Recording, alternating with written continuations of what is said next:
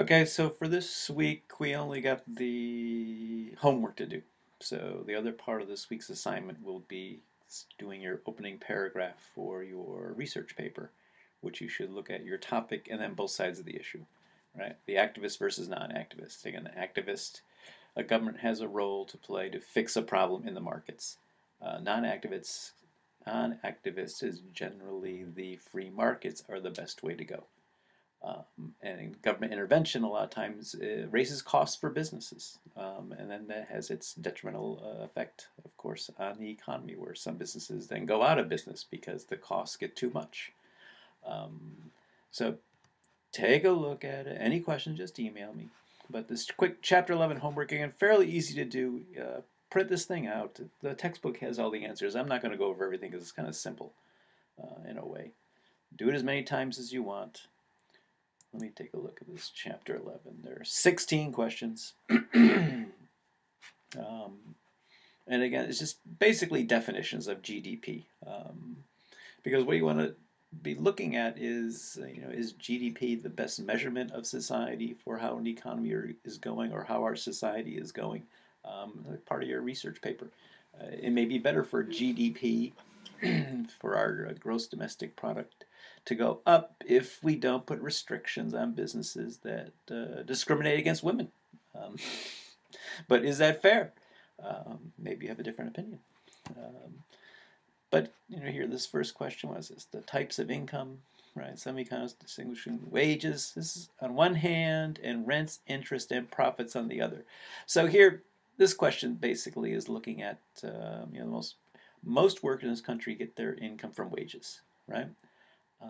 But other people, especially the wealthy people, get money from rents and interest and profits, right? And if I put money in the stock market, I get interest off that. If I have money in a hedge fund, I get interest payments on that. So basically, wages are the majority of Americans, the middle class and the lower middle class, and then the rents, interest, and profits are more the upper class. And then do these ones, the interesting question today is, do the rents, interest, and profits, this has been going up and up and up, where the top 5% earners in this country are doing really well because their return on their investments are doing extremely well compared to wages, which are stagnant. Should government do something about this? It's a fascinating question, which I do not have an answer for. So here, the basis is whether it is what, again, this B, compensation for labor, which is wages, or capital. All right, I got money already. I invested in something, and then when you invest in something, it's rent, interest, or profits you get, right? But the underlying issue of this question is the more fascinating part. But you just got to know some of the fundamentals here in economics, so you can try to figure out if we should fix some of these potential problems, or is it a problem? Let me check. Oh, yeah, well done. It explains a little bit to you. And again, this question I could see putting on the final because it's a question that we have to ask ourselves as a society. Is it better to just let GDP grow and grow? Does it matter about income inequality? Is that going to be a problem in the future? So think about it. Let's see, what part of government spending is excluded from GDP? And again, this is just in the textbook, but it's transfer payments, and transfer payments are Social Security payments, right? When you get your old people retire, those people over 65, they get their money back from Social Security they've been putting in. That's a transfer payment, so it's not included in the GDP. Welfare payments also, food stamps also are transfer payments. Medicare, Medicaid, they're not counted in GDP. So let me check my answer. Yeah. Let's go on to number 3. Yeah, this is too easy, right? A trade deficit, right? This country has been running trade deficits for, I don't know how many years it has been. I should look this up. 30, 40 years probably. Has it really hurt our economy? I don't think so. Other people have different opinions. But a trade deficit occurs when we don't export as much as we import, right? So our exports are less than our imports. And again, this may be worded differently depending on which one you pull up, but This is fairly simple to do, right? That's too easy of a question. What do we add to GDP to reach GNP? Again, GDP, gross domestic product, GNP, gross national product. And this is what, when I worked overseas and got some money and brought it back, that helps our gross national product. So it's income earned abroad by U.S. households. It does add up to it. Again, this is simple little things. It never hurts to know. Let me check my answer to make sure I'm correct. Oh, fantastic this time. Let me go on to number 5. The largest component of national income. This is a simple one. Look it up if you don't know it. Right? It's always the same. Think about it. In a business, what's the largest cost of any business? It's the same thing. I'm not even going to do it. Let's see. Got to read this little thing about recession, right? Why has this recession been so long, right? It's taken an economy longer to recover from the level where it originally was when the recession started, and the time from the peak trough. Why is it taking us so long to recover from this recession that starts in 2007, 2008, and we are still basically, we just barely got back to where we were before. And again, it's because, read the thing. It's kind of a simple thing. It's a banking problem. It's not that hard. You can do this one. 7, again, all I got to do is read this thing. Talk about bad recessions, right? We're the worst recessions. And it's kind of easy to see, basically. You can see the 2 bad ones when I get out of, look when I get out of high school, right?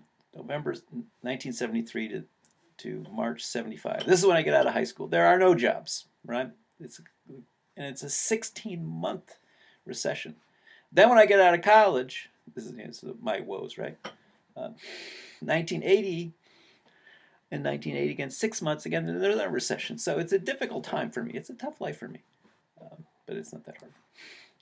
Again, just do a quick. It may take you a couple times. You get unlimited times to do these things. So do it yourself. Number 8, which is the following, is not included in GDP, right? And again, this is very easy to figure out.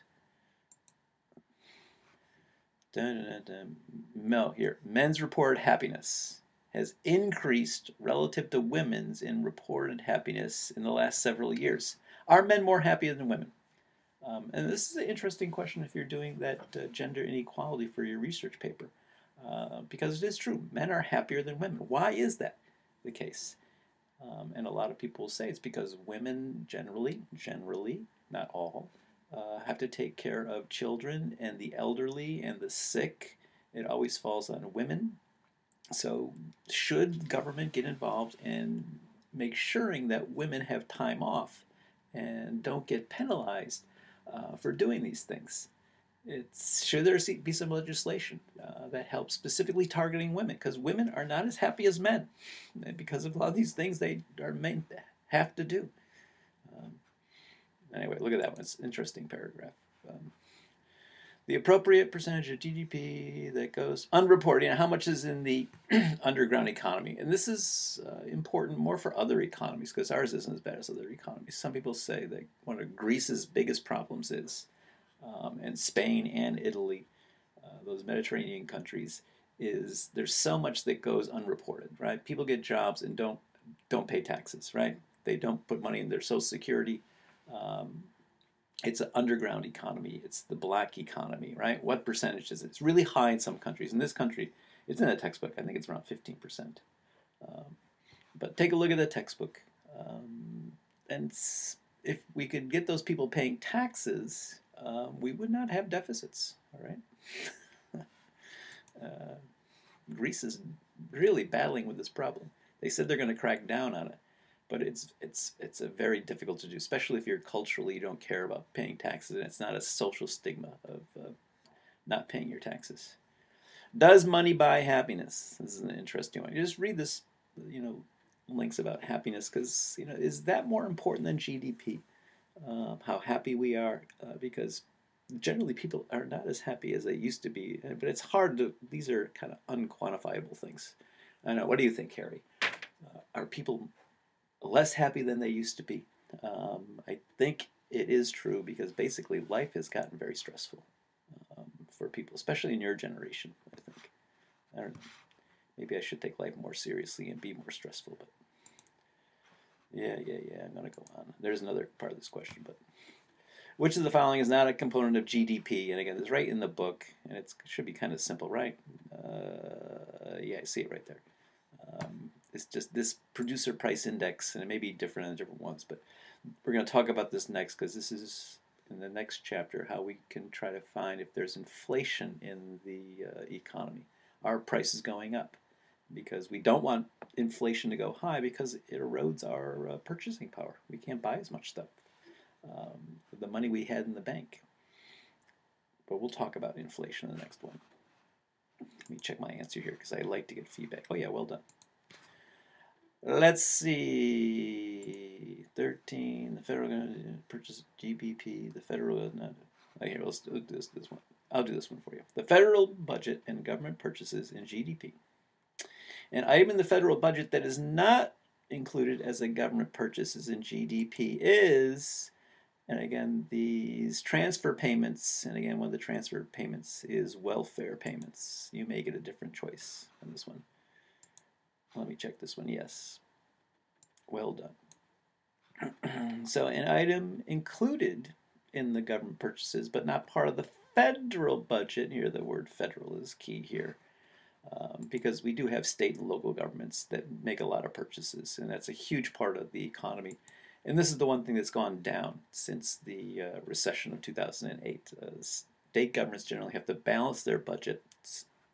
They can't borrow money year to year. So they basically, cut their budgets. They put a lot of people, fired a lot of workers, cut back on programs. So there was less money paid out and then less people getting money and consuming and buying things. So it really was a detriment. It just makes the recession worse. Let me check this one. So again, these questions are kind of simple, but what they're talking about in the background is fairly important because some of the policy choices we have to think about. Which is not considered a transfer payment. Again, transfer payments, this is the Social Security, welfare, again, interest on the government debt. So that's also a transfer payment. And this is a huge amount because we have so much debt so it's wages paid to the government employees on this one. So take a look at transfer payments. There will be a question on the final about transfer payments. Because it's such a huge part of the federal budget. And what are we going to do about Social Security? Everyone knows it's can't be fundable the way it's set right now. Should we raise the retirement age for people instead of 65, make it 67? People are living longer, they're healthier anyway. Just put it on 2 years. That will just save a ton of money. Should wealthy people still collect Social Security, even though it's just a small percent of their income? Should they forfeit their Social Security? But that would be kind of drastic because they've been putting money in all their lives. It's money they put in. They should be getting it out. It's an interesting question. Different countries have different opinions on this one. Let's see. Oh, I hit the wrong one. Which one? That's the same sort of thing. Again, here it is. Which one is not? Consider a transfer payment. So again, wages paid the government. Just flip it around. Yeah. Nice work. Let's see. 15. Depreciation. Again, if you take an accounting, depreciation is basically when you buy a car. 2 weeks later, the price of that car is dropped tremendously from what you originally bought it because there was a little wear and tear on it, right? So look for the one that says wear and tear. I'm not going to do it. A recession, again, it's just a quick technical one. A recession occurs if GDP falls for, 2, right, consecutive quarters. So 6 months, the economy's contracting. That is a recession. All right, so do this homework. Take as many times you want to do it. It should be fairly interesting. Well, it should be fairly simple to do. But the big thing this week is you want to look at your research paper, pick out your topic, and generally look at the 2 sides of the issue. And again, if you look at minimum wage, it's very simple to do. Should we raise minimum wage? Yeah, the positives that it would do, it would get a lot of people out of poverty. It would give people a living wage. They would have more money. They would buy more things. It would help the overall economy. Lord knows Walmart and McDonald's wants us to raise the minimum wage. But on the other hand, it's going to cost businesses because it's going to raise their average total cost rent because wages are going to go up. And again, that's businesses' largest cost generally is their wages. And are they going to raise their prices then? Are they going to pass it on to consumers? Are they going to again drop out of the industry because they're not profitable anymore? Will they switch over to new technology and replace workers with machines? It's a very interesting question. Should we raise the federal minimum wage to what, $15? Maybe we should raise it to what, Seattle. I think they have the highest minimum wage in the country, the city of Seattle. So take a look at your papers. If you have any questions on your research paper, just email me. I will help you with it. It's not that hard, theoretically. All right, let me turn this thing off. Stop recording.